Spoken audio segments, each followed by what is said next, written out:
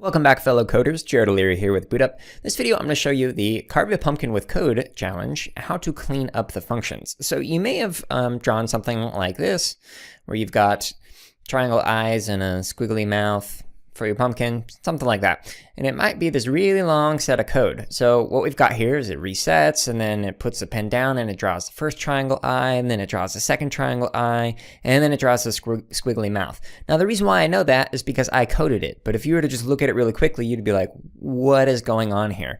So we're gonna make it look a little bit better by using functions or some message blocks. So here's another example of the exact same code, but what I did was made it so that it broadcast a message and waited for each one of them. So it draws the left triangle eye. Okay, we can read that. We know what this code is because it says it right here.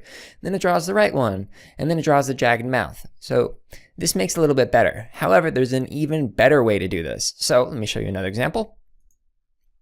Now this way, we just have a function or a message that says triangle eye, not left, not right. It could be anywhere. The reason why is because beforehand we put this go to block.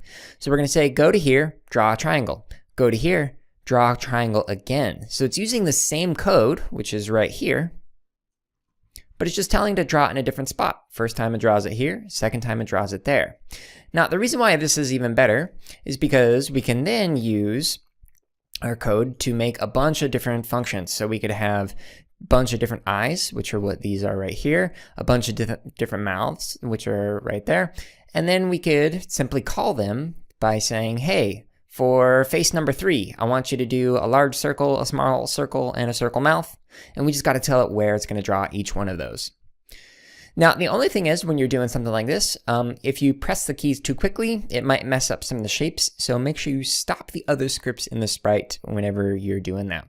But otherwise, use some functions to clean up your code so that way it doesn't look really messy like this. But instead, you can use a bunch of different functions to draw a bunch of different faces.